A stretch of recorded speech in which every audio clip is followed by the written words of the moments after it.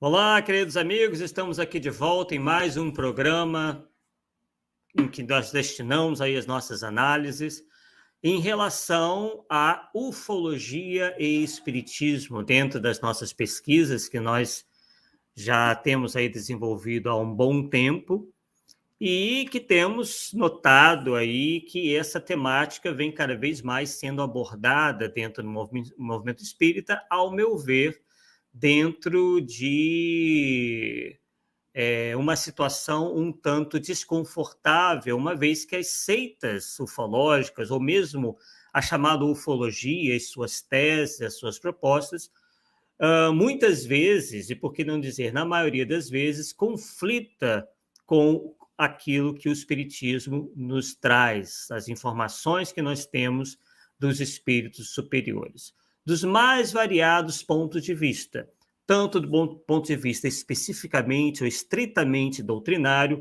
como também em relação à ciência e às provas, né, que são utilizadas ou são tidas como provas por aqueles que são simpáticos à ufologia. E justamente dentro dessa proposta de mostrar essas falhas, de mostrar que nós temos que ter um olhar mais cuidadoso, mais acurado em relação a essas propostas, é que nós temos feito esses vídeos e na manhã de hoje, né, nós destinamos esse nosso estudo agora para o período da manhã, no dia de hoje, nós vamos falar sobre algo que geralmente vem sendo muito utilizado, né? Já é muito utilizado há um bom tempo por todos esses movimentos ufológicos, né? Porque a ufologia, como nós já demonstramos, ela tem várias ramificações. E também há religiões ou mesmo seitas que se aproveitam dessa temática para incutir e para passar para as pessoas uma ideia de que os chamados extraterrestres estão sempre à nossa volta, interferindo no planeta ou interferindo em nossas vidas. Enfim, há uma série de teorias aí que são aventadas e que nós vamos pouco a pouco, porque elas são muitas, nós vamos procurar pouco a pouco esclarecer boa parte dessas teses, tá? Uma vez que não existe uma unidade, não existe uma doutrina ufológica. Né? Os ufólogos, eles não têm qualquer unidade de vistas e de pensamento entre si. Cada um praticamente monta ali um sistema e que nós vamos comparar o que um diz com o que o outro diz, nós vemos que não há uma série de incoerências, de incompatibilidades. É algo muito voltado para o achismo, algo muito voltado pelo que cada pessoa pensa. E vocês vão poder reparar e nós vamos mostrar aqui para vocês. Bem, antes então começarmos aqui com os nossos slides, vamos então dar aqui boas-vindas, né, e um bom dia a Shirley Siqueira, né, que deseja bom dia a todos, a Fernanda Linhares, que fala lá de Florianópolis, o nosso querido Paulo Neto, estivemos com ele ontem lá no Polêmica Espírita, vale a pena vocês irem lá conferir o estudo, né, sobre a questão de todos somos médiuns, confiram lá. Né? E também, deixa eu ver aqui, e a Mônica Yosimura, e todos os outros que irão ainda se juntar a nós ou assistirem, que vão assistir ainda o nosso estudo num outro horário que lhes será mais conveniente. Então, vamos lá. Vamos iniciar aqui essa primeira parte. Como funcionam as seitas ufológicas? É importante, é super importante que a gente saiba não só o funcionamento em relação à organização do movimento. A organização do movimento não é tão importante. O que nós estamos querendo dizer aqui, que como funcionam, é como essas ideias são colocadas em prática, como essas ideias são demonstradas, essas teses são demonstradas, quais são os argumentos, para que a gente verifique se a gente concorda ou não, se a gente vê razão de ser nessas teses. E algo que é muito utilizado por essas seitas ufológicas e até pelo próprio movimento ufológico organizado são imagens. Porque, como nós sabemos, eles se esforçam em demonstrar que existem naves oriundas de outros planetas, visitantes de outros planetas, né? Então, há todo um esforço por parte deles de registrar imagens que possam convencer as pessoas de que essas naves e que esses extraterrestres efetivamente existem e se comunicam conosco. Que eles existem, pessoal, de alguma forma, nós sabemos. O espiritismo, e assim como as próprias ciências astronômicas, já colocam isso como sendo algo muito, muito provável. Embora não tenhamos uma prova física, tácita, da existência de vida em outros planetas, né? Tanto o espiritismo quanto a chamada ciência oficial já tem isso praticamente como fechado, né? Como no espiritismo, dentro do princípio da pluralidade dos mundos habitados, que é um princípio filosófico. Não cabe ao espiritismo tentar provar nada a esse respeito. Isso cabe às ciências. Tá? O espiritismo tem como objetivo o espírito e não estar aí provando se tem vida ou não em outros planetas, descrevendo essa vida, descrevendo seus habitantes. Isso é algo que nós temos apenas trabalhos sugestivos, especulativos. A ufologia, especificamente, é algo extremamente e principalmente especulativo. Eles especulam em relação a isso. Tá? Então é preciso muito cuidado para a gente não saia afirmando por aí que eles existem. Assim como também não dá para afirmar que eles não existam. Mas enquanto nós não temos a prova para A mais B que eles existem, então nos cabe aí ter a postura de cautela, de cuidado antes de sair afirmando por aí, ainda mais dentro do movimento espírita. Nós temos que ter essa responsabilidade de só afirmar em público aquilo que haja efetivamente provas. Tá? Nós podemos ter a nossa opinião? Podemos, não tem problema nenhum. A questão é quando alguns falam em nome do espiritismo. E pior, misturando as teses ufológicas como se fossem amparadas pelo espiritismo. Então, vamos lá. Então, nós temos imagens e a pareidolia. O que seria a pareidolia? A pareidolia é justamente aquilo que nem tudo que parece é.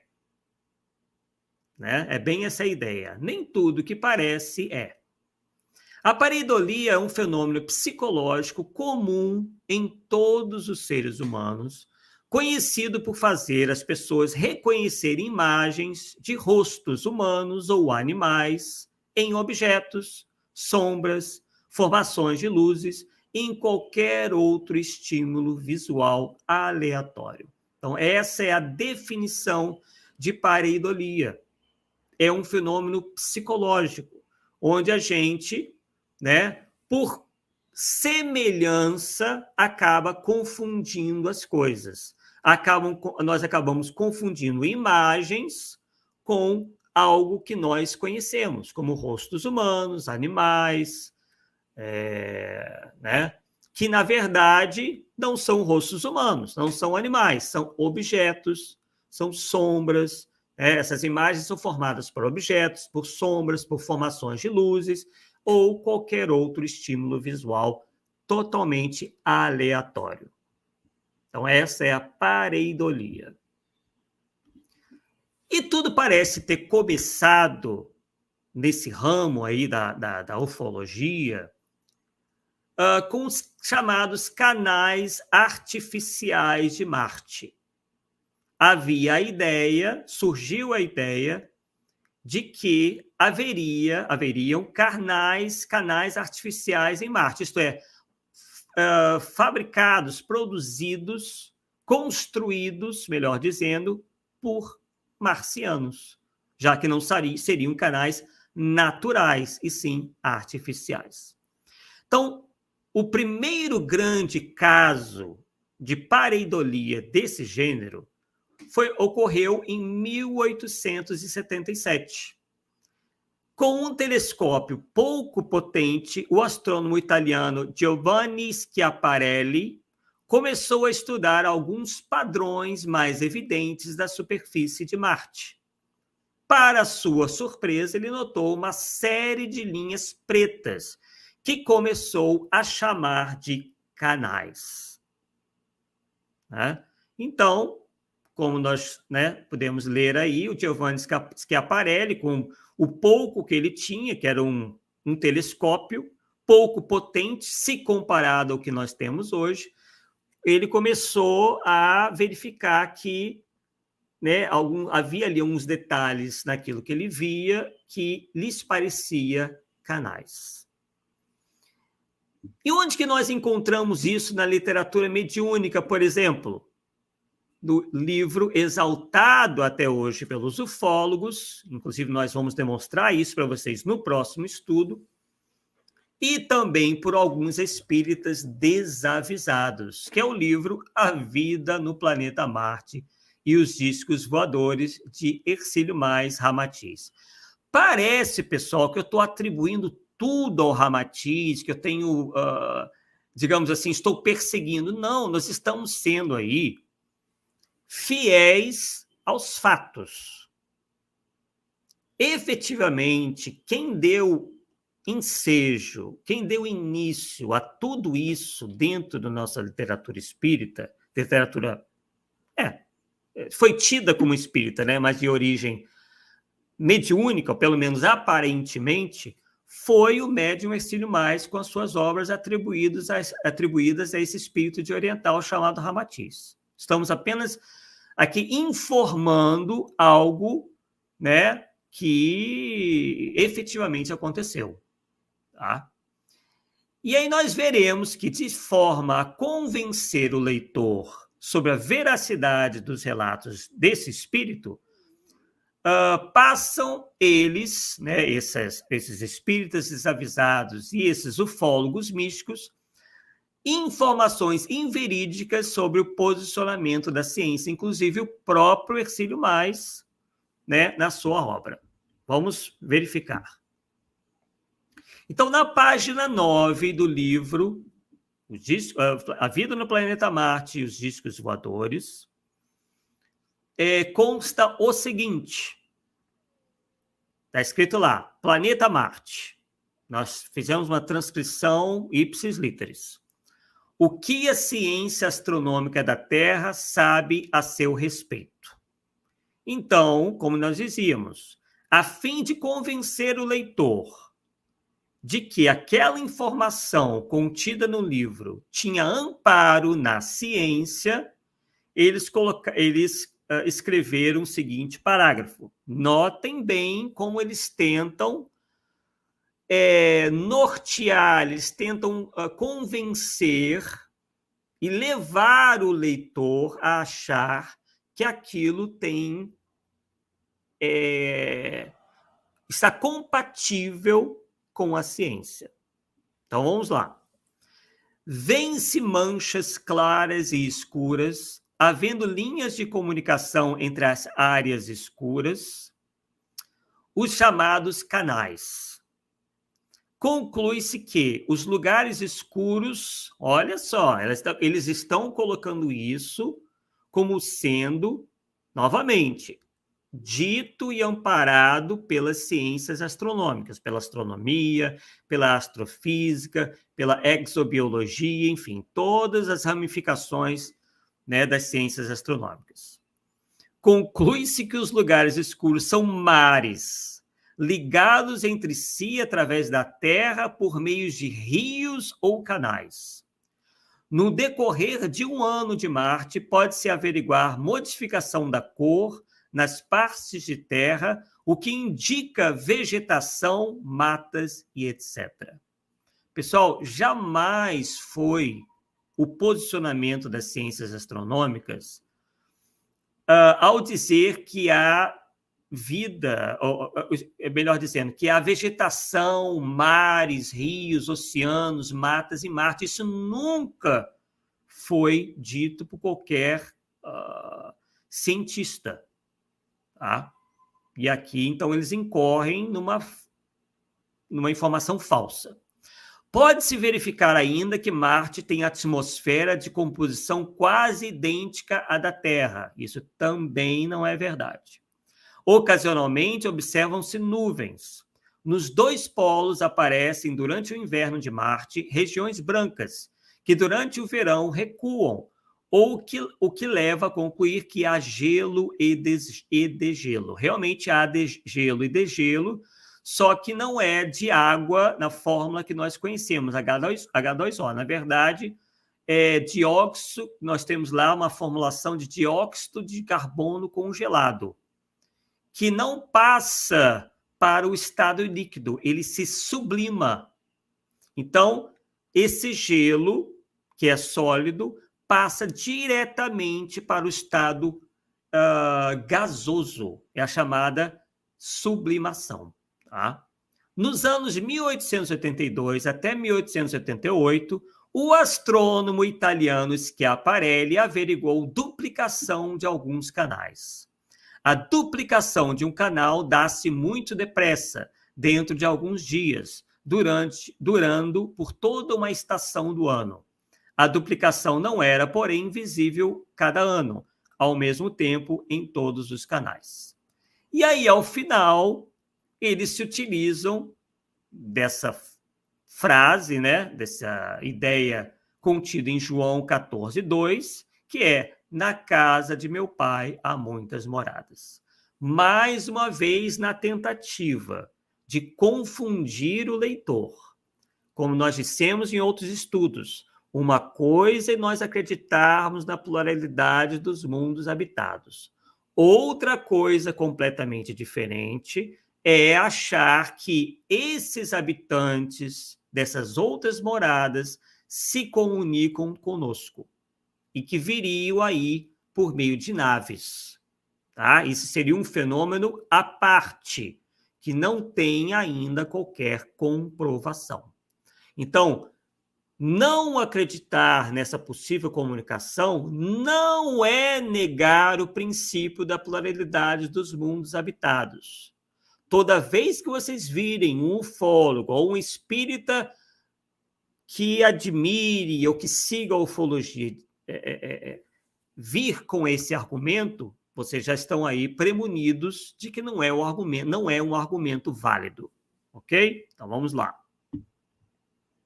Temos aqui justamente um esquema feito pelo próprio Schiaparelli de como seriam esses canais. Tá? Apenas para mostrar aí como é que ele apresentou isso.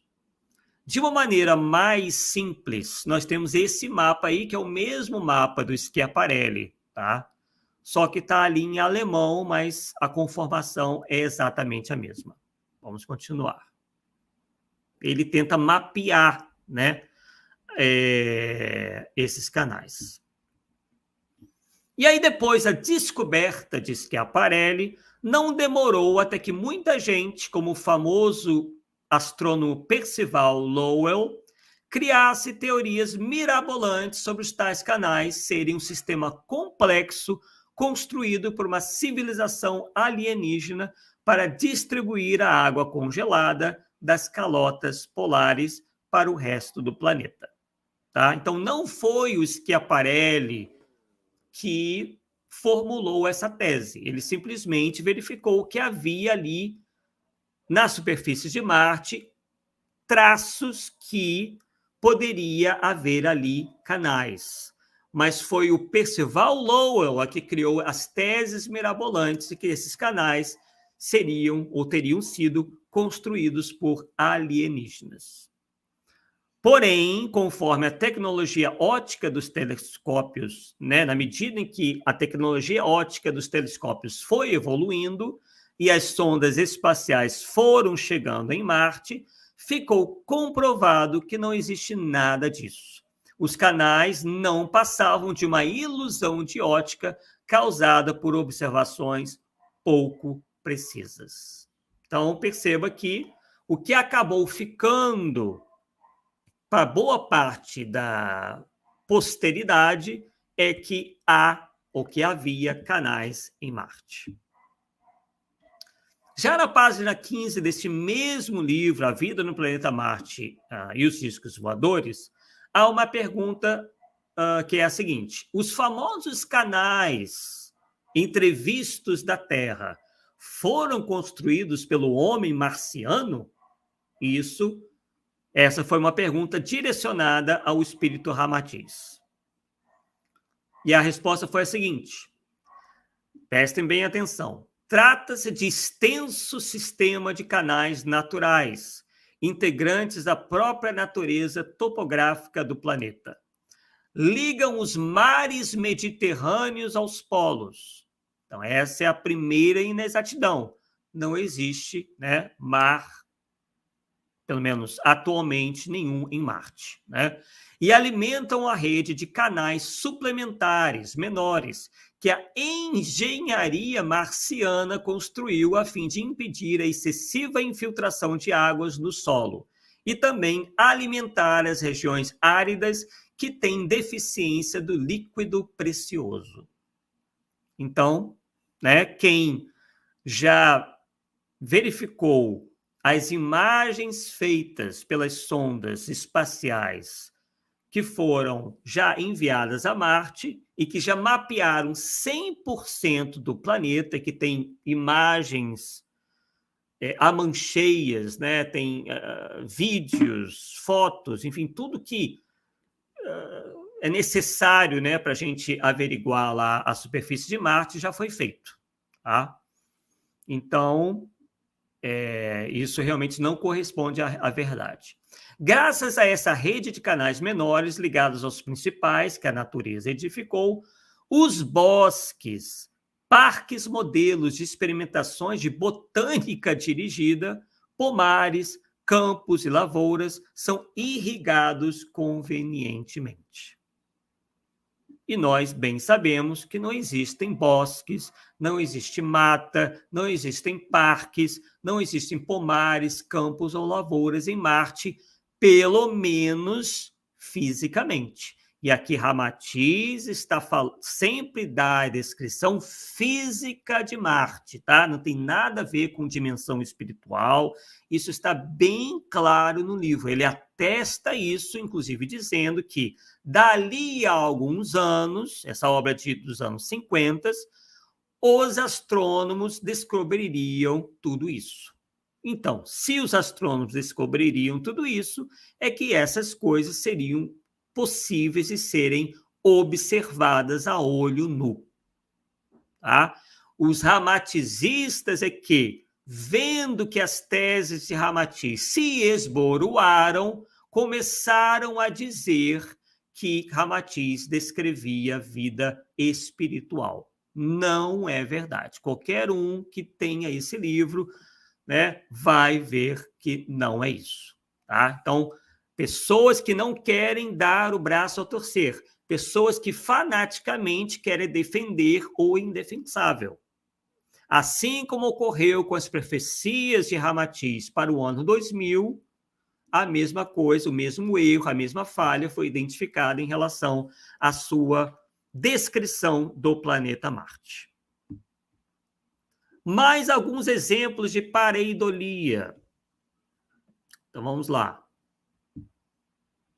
Um caso bem recente, que também fez bastante barulho, envolveu uma foto tirada em 2007 pela sonda Spirit, uma das precursoras da Curiosity. Spirit e Curiosity são, né, duas sondas que foram enviadas em tempos diferentes. A imagem mostra algo que se parece com uma figura humanoide com os braços estendidos.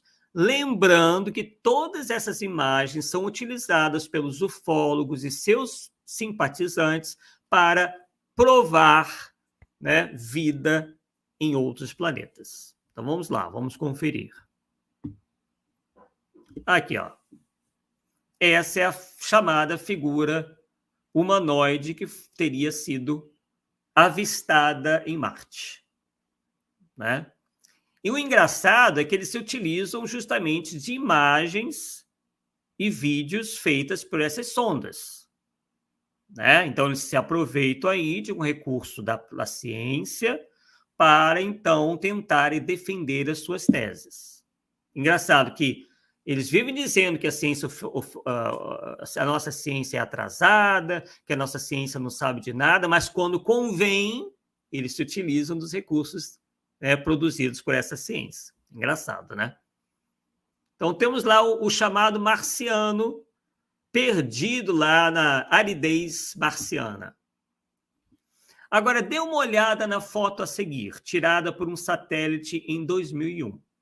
Pode não parecer, mas ela retrata a mesma estrutura que por décadas ficou conhecida como o Rosto de Marte, localizada na região marciana de Sidônia, só que em uma resolução muito melhor. Essa evidência derrubou de vez as teorias ufológicas, deixando claro que aquilo é apenas uma mesa, ou seja, um acidente geográfico bem comum aqui na Terra. Tá? Mesa não é a mesa que nós conhecemos, né? É um nome que se dá a um acidente geográfico. Vamos conferir. Essa é a foto mais recente que nós temos desse acidente geográfico, chamado de mesa, que também ocorre aqui no planeta Terra. Só que por um efeito de pareidolia, em função da sombra, do ângulo, da iluminação, ficou parecendo o rosto de uma pessoa, né, de um ser humano, ou, né, seja terrestre, né, porque está muito parecido com a gente, né, ou que eles alegam ser um marciano. E como nós dissemos, né, existe essa questão de sempre encarar um extraterrestre dentro de um padrão humanoide. Tá? Então tá aí, ó. Então se verificou mais adiante, né, que não se trata de rosto nenhum, né, e sim apenas efeito da pareidolia. E essas imagens continuam sendo exploradas por aí. Basta vocês verem na internet que os ufólogos, que os simpatizantes vivem mostrando isso daí como sendo provas incontestáveis de vida inteligente em outros planetas. De novo, temos algo que lembra um humanoide. Desta vez, uma suposta mulher solitária se destaca na avermelhada paisagem marciana em um registro feito pela Curiosity. Ufólogos e teóricos afins até identificaram sombras que confirmariam a existência de seios nessa mulher. Só que, mais uma vez, não há qualquer indício consistente de que essas afirmações sejam reais e não apenas fruto de nossa imaginação fértil. Vamos conferir. Tá aí, ó. Essa é a mulher aí que eles, né, efeito também de pareidolia, realmente tem uma semelhança muito grande, né, com uma mulher, só que não, né, não é apenas efeito mesmo, um efeito ilusório aí das imagens, tá? As civilizações da antiguidade provocam um verdadeiro fascínio no imaginário das pessoas. E talvez a que melhor represente este encantamento seja o Antigo Egito. Muitas pessoas se pegam devaneando sobre o mundo perdido dos faraós e seus escravos, vivendo nas areias tórridas do deserto do Saara. Realmente, pessoal, quando a gente começa a ver dentro da literatura mediúnica, geralmente se trata muito, né, principalmente nessa literatura mediúnica, onde se explora essa questão de vida em outros planetas, se explora Atlântida, né, civilizações perdidas, geralmente eles atrelam ao Egito Antigo. Tá? É bem comum isso daí. Caçadores de alienígenas, vasculhando a versão marciana do Google Maps, encontraram uma formação rochosa que se assemelha a, adivinha o quê? Um nobre egípcio. O nariz e as orelhas grandes seriam um indício da idade avançada do indivíduo esculpido. Já o chapéu enorme seria um sinal de status político. Vamos conferir. Aí, ó. Esse seria o rosto de um faraó egípcio, né, construído lá também em Marte. O que ele foi fazer lá? Tá difícil, né? Então, aí foi feito já uma representação mais colorida, né, para que houvesse uma visualização melhor. Então, isso é bem um efeito da pareidolia. Você olha para algo da natureza e enxerga, né, um rosto humano, enxerga um corpo inteiro, né? Às vezes foi o caso ali da mulher e do suposto humanoide, enfim. Então, outro elemento do Egito clássico identificado em uma imagem da sonda Curiosity foi a pirâmide. Os conspiracionistas concluíram que ela deve ter o tamanho de um carro.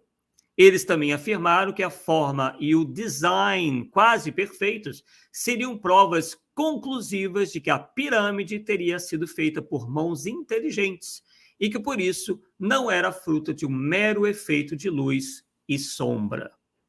Então, né, essas imagens também são bem, né, frequentemente utilizadas como provas aí de que há vida inteligente naquele planeta. Né?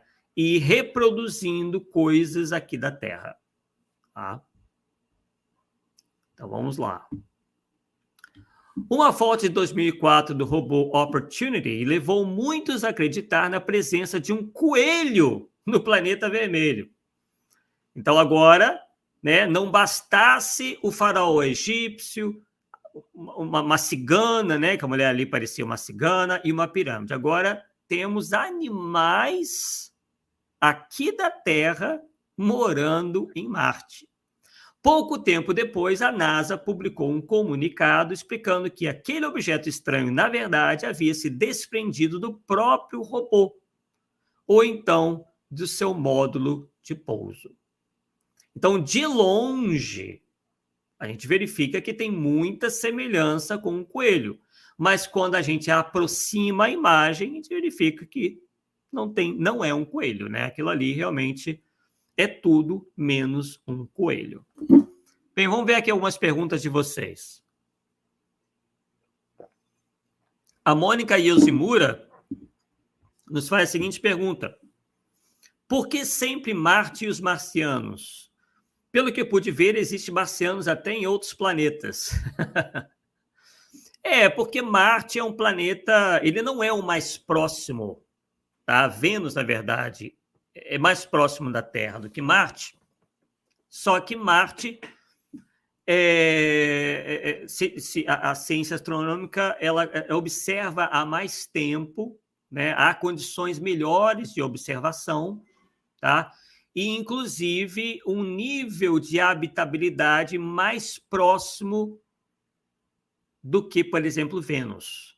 Tá? Então, por isso que a ciência geralmente tem focado mais no planeta Marte. E o planeta Marte, na verdade, ele começou a ser assim objeto da nossa atenção também por duas razões.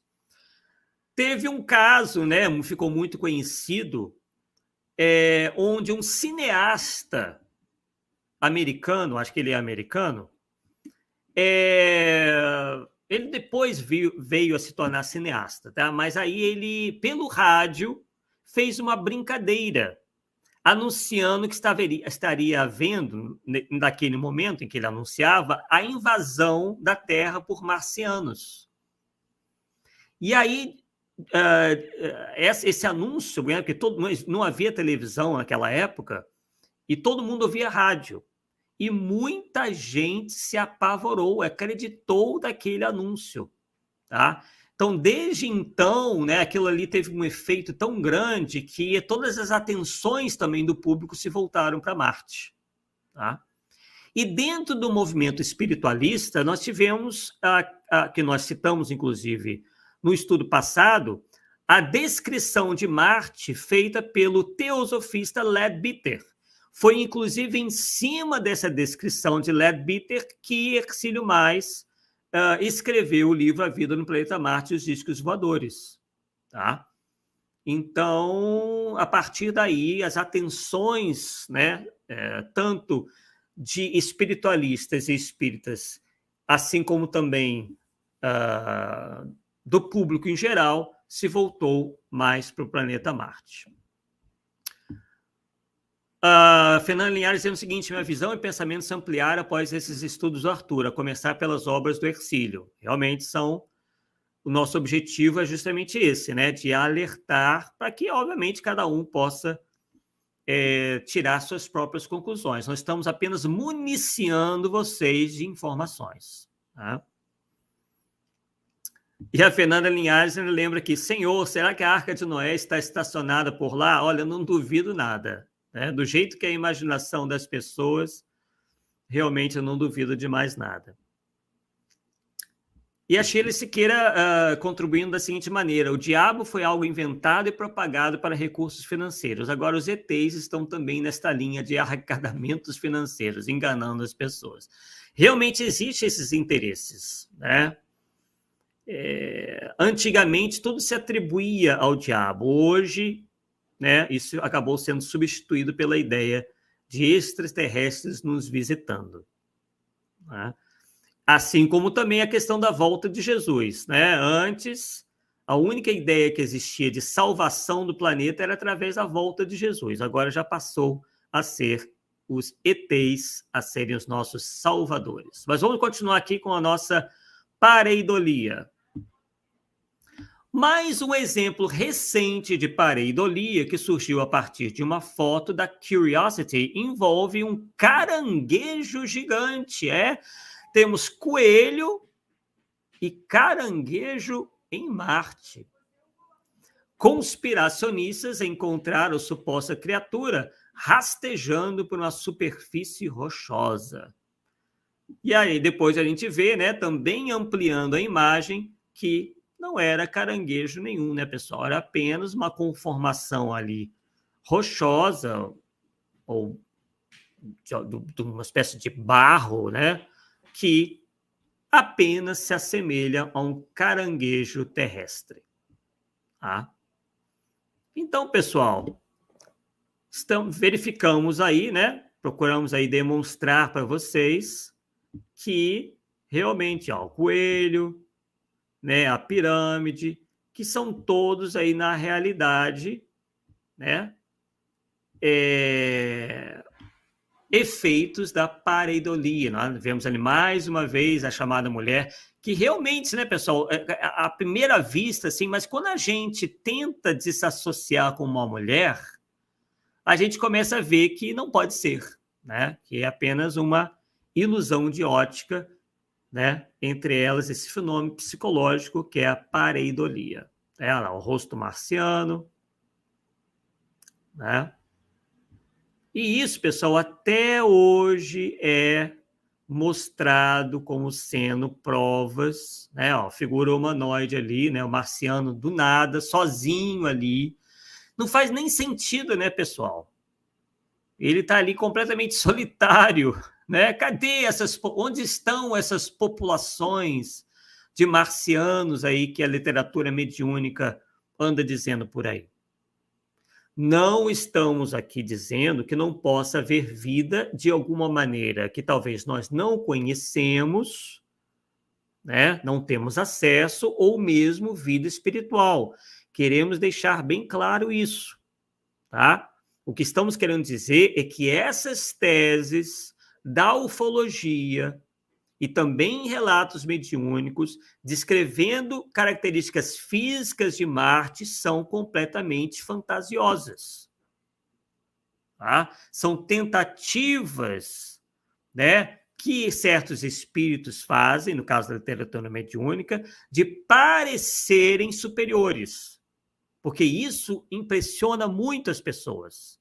Na medida que um espírito diz visitar outro planeta, ele está como querendo passar a ideia para nós, né, a nós encarnados, que ele é um espírito superior. Então, é bem isso que acontece, por exemplo, em relação ao Ramatiz. Tá? Aí as pessoas dizem o seguinte: mas tem os relatos de Maria João de Deus e também em outra obra de Chico Xavier, né? Maria João de Deus, que teria sido, né, que foi efetivamente a mãe de Chico Xavier, né? Bem, lá a gente verifica que ela não faz uma descrição física de Marte, mas mesmo que tenha feito, nosso posicionamento deva ser de cautela. Tá? Não é porque veio através de um médium que nos seja caro, que nos seja querido, é que nós temos que baixar a nossa guarda da racionalidade e acreditar em tudo. O que nós poderíamos também dizer é que Chico Xavier se encontrava no início da sua mediunidade. Tá? Então, isso tem também que ser levado em conta. E outra coisa que tem que ser levada em conta, tem que ser pesada, é justamente aquilo que consta no livro dos médiuns, que não existem médiuns perfeitos na Terra, assim os menos enganados. Não estamos peremptoriamente dizendo que a obra, essa obra do Chico Xavier, cujo espírito comunicante foi a Maria João de Deus, seja falsa, ou que ele tenha sido enganado. Tá? Mas a gente tem que colocar tudo isso na mesa. De qualquer forma, a descrição feita por aquele espírito não é uma descrição física. Então, a gente pode atribuir como sendo uma descrição de um mundo, numa dimensão espiritual, o que já melhora bastante as coisas. Tá? Assim como também outras descrições em outros livros de Chico Xavier. Tá? De qualquer forma, independente de qualquer coisa, mesmo que fosse uma descrição física, nós teríamos que ter essa cautela, esse cuidado, né? Mesmo vindo de um médium que nos é muito querido, como eu já disse, que é o Chico Xavier ou qualquer outro mais conhecido. Tá? Essa é a postura que o Espiritismo nos traz.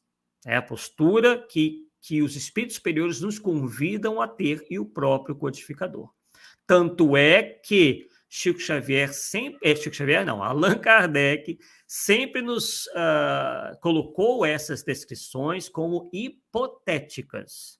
Mesmo aquela, né, do espírito Mozart descrevendo Júpiter, a casa em Júpiter, Kardec sempre utiliza ali o futuro do pretérito, né, que Júpiter, segundo Mozart, teria determinadas condições, ou seria assim ou assado. Tá? Então, devemos ter esse cuidado e não sairmos aí afirmando coisas que, primeiro, não está dentro do escopo do espiritismo. Isso está dentro do escopo de análise, de estudo das ciências astronômicas. E, em segundo, porque, por vezes, nós colocamos, sem querer, né, mas por causa dessa falta de cuidado, o espiritismo numa situação difícil perante a opinião pública. Né, que as pessoas vão comparar essas descrições com aquilo que nós já sabemos desses planetas, e aí, né, haverá uma total incompatibilidade. Tá? Porque as pessoas não têm os elementos que nós temos de análise, né, e vão achar que todas essas teses são corroboradas pela doutrina espírita, enquanto que não são. Nem aquelas que estão dentro das obras de Kardec, incluindo a Revista Espírita. Ele não afiança nada daquilo. Ele não fecha a questão em relação a nada daquilo. Tá? Coloca aquilo apenas como relatos hipotéticos. Tá bom, pessoal? Então, vem aqui se temos mais alguma pergunta. Não temos. Bem, hoje o nosso estudo é bem realmente resumido, tá? Apenas alguns exemplos aí de pareidolia, e para chamar a atenção de que essas imagens, que muitas dessas imagens que são utilizadas, na verdade, são efeitos desse fenômeno psicológico. Tentativas apressadas, né, de tentar provar alguma coisa. Tá? Isso não é uma postura eminentemente científica. É a postura de quem já tem uma ideia pré-concebida e que tenta provar de qualquer maneira, através de quaisquer subterfúgios, aquilo que elas acreditam. Então, é por isso que nós dizemos que a ufologia ela tem muito mais a ver com religião do que propriamente com ciência, porque ela já parte de uma ideia pré-concebida. Isso não pode acontecer em ciência. Não aconteceu com Kardec, por exemplo. Kardec, inclusive, se manteve negando ou cético até o momento em que ele verificou que efetivamente, né, aquilo que ele estava observando advinha de seres inteligentes e incorpóreos. Ele chegou a essa conclusão. Ele não tinha essa ideia pré-concebida. Já na ufologia nós temos. E aí eles se utilizam de quaisquer coisas que apareçam, né? Então, é preciso que nós tenhamos essa visão analítica, crítica em relação a essas coisas. Tanto é que a ciência oficial até hoje não aceita nada disso. Mas por que não aceita? É porque estejam fazendo aí biquinho, estejam fazendo aí, enfim, como as crianças fazem, né? Estejam sendo teimosos. Não. É porque nada, pessoal, até hoje, realmente comprovou as teses, né, divulgadas aí pela ufologia. Então, é muito realmente apressada essa ideia que alguns espíritas têm feito de que a ufologia teria a cooperar com a doutrina espírita, com o espiritismo, com o movimento espírita. Né? Há pouco soubemos que aqui no Rio de Janeiro há um centro muito tradicional, inclusive, né? Que tem aí oferecido aos frequentadores um curso de ufologia. Quem assistiu o programa lá na rádio, né? No caso aqui a nossa Fernanda Linhares, tomou conhecimento dessa informação. Para mim foi surpreendente. Infelizmente, nos causou essa apreensão, né? Para a gente verificar a que ponto chegou a coisa. Nós não sabíamos que a coisa já tinha chegado a esse ponto, a esse nível, né? Então, nós até tentamos já um contato com a diretoria do centro, mas é muito difícil, né? Lá tem um telefone. Nós vamos tentar um contato telefônico, nós tentamos um contato pelo WhatsApp, tá? Mas até agora não obtivemos resposta. Pelo telefone, nós teríamos que dar a sorte de alguém da diretoria estar junto àquele telefone fixo, porque não é um telefone celular, é um telefone fixo, por isso que nós tentamos pelo WhatsApp primeiro. Né? Então, nós dissemos lá que queríamos, né, conversar com alguém da diretoria. Nós não sabemos bem como é que é a diretoria lá, se tem um presidente, deve ter um presidente, né? Então, para, inclusive, marcar uma reunião para a gente apresentar esse contraponto. Né?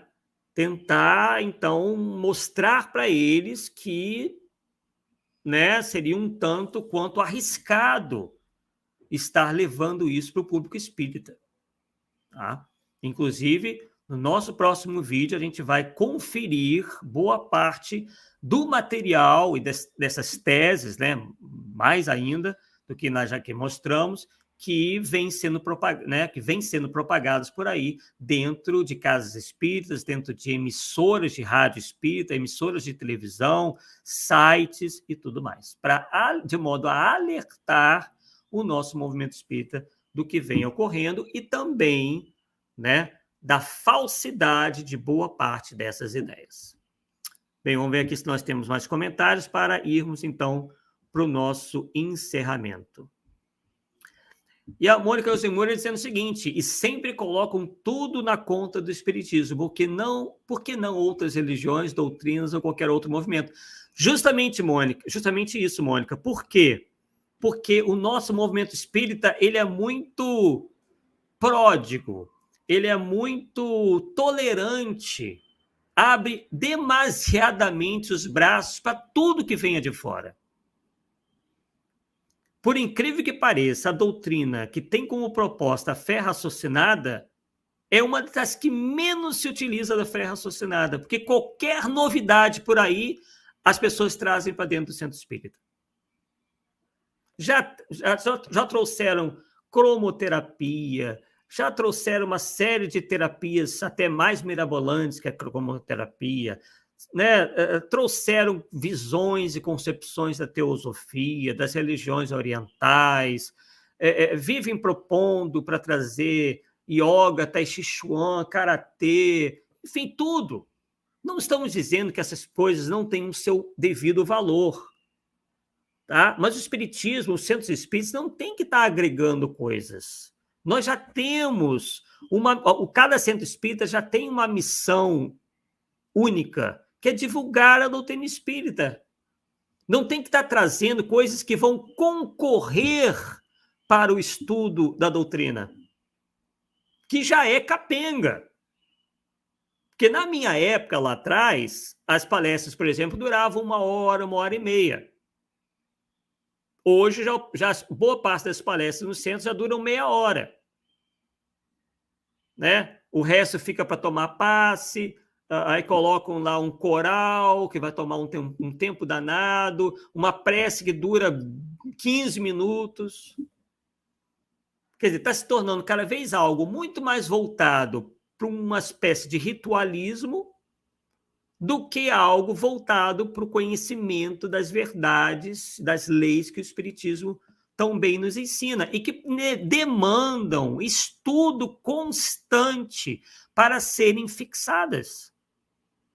Então, na medida que você traz todas essas terapias, todas essas atividades para o centro espírita, há uma concorrência dentro do espaço.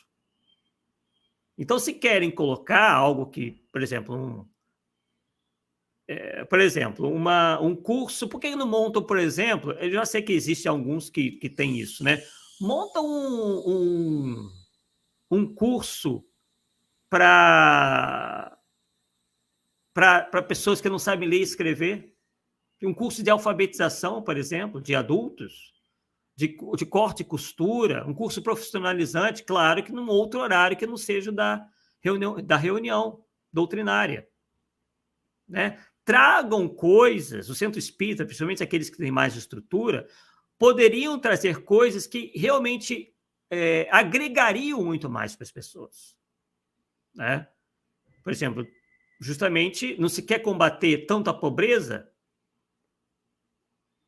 qual a melhor coisa senão, né, aumentar o nível de empregabilidade das pessoas, né? Não que as outras coisas não sejam importantes. Por exemplo, a campanha do quilo, super legal, super importante. Vão atender a uma necessidade premente, urgente, de um grande número de pessoas que têm problemas aí alimentares, né? De carência alimentar. Perfeito. Né? Mas por que não trazer, né, quando o centro espírita tem condições, um curso profissionalizante, né? Seria bem mais efetivo para mudar a vida das pessoas, até para que elas possam, inclusive, colaborar com o centro, né? Enfim, possam ter mais independência, até mesmo para poder se dedicar ao estudo do espiritismo, comprar mais livros, né? Porque a pessoa sem dinheiro, né, pessoal, o que ela consegue fazer? Até isso fica prejudicado, né? Enfim, é apenas uma ideia que muitos centros, inclusive, já têm implementado, tá? Não é algo que eu inventei agora aqui, não. A Sheila Siqueira aqui nos agradecendo. Prece palestra, exatamente, né? E a Fernanda Linhares dizendo, de fato, se afirma que o Centro Espírita é uma oficina escola, por que não inserir tais cursos? É o que nós também pensamos, né? Claro que dentro das condições físicas, dentro das possibilidades de cada centro, uma vez que a gente sabe que tem realidades diferentes que vão variar realmente aí de lugar para lugar, de cidade para cidade, de região para região, né? E tudo mais. Tudo uma questão de adaptabilidade, né? Da possibilidade de se adaptar, né, às situações. Bem, pessoal, então aguardamos vocês no nosso próximo estudo, que nós teremos aí vídeos onde nós vamos analisar o que vem sendo divulgado dentro de canais espíritas, de televisão, nas redes sociais, nas rádios, por pessoas tidas como divulgadoras do espiritismo. E aí nós vamos analisar essas teses. Serão realmente de, assim, aterrorizar. Tá? O que vem por aí ainda, que eu tenho para mostrar para vocês, é de cair o queixo. Coisas assim que são óbvias, né? E assim, que qualquer criança que frequente a escola saberia que ali há uma informação falsa, né? E que tem passado batido, né? Informações que têm passado batidas pelo movimento espírita e sendo divulgadas aí no YouTube, em canais espíritas, enfim. Né? O que é de lastimar, o que nós estamos querendo fazer aqui não é expor nada nem ninguém, e sim expor essas informações, essas ideias, que, ao nosso ver, nós estamos tentando demonstrar isso, estão em total incompatibilidade com o espiritismo. Tá bom, pessoal? Essa é a nossa intenção. Então, aguardo vocês em breve, né? Já está, inclusive, disponível aí essa nossa próxima live, o dia e horário, que agora não estou recordando para qual dia e horário marquei. Posso até ver aqui para vocês, rapidamente. Acho que foi num sábado, né? Marquei para um sábado. Vou colocar aqui para vocês.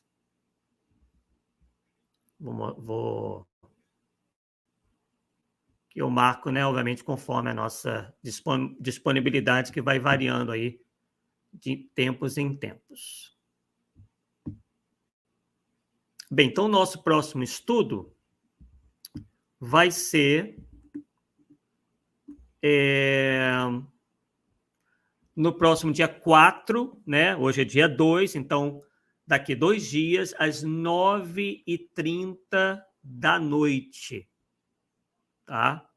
21h30, e se chama Como Funcionam as Seitas Ufológicas, seria a segunda parte, né? As Raças de ETs. Tá? E tem muito mais vindo por aí, pessoal. Então a gente vai verificar aí, né, o que dizem esses ufólogos dentro do nosso meio espírita, porque dentro do meio deles, pessoal, a gente não tem o que dizer, né? O problema é justamente essa ingerência, essa interferência dessas ideias dentro do nosso movimento espírita. Tá bom? Então, um forte abraço a todos e aguardo vocês no dia 4, isto é, depois da manhã, em mais um programa onde nós estamos analisando todas essas questões envolvendo espiritismo e ufologia. Até lá, pessoal. Tenham um bom dia. Até a próxima. Tchau, tchau.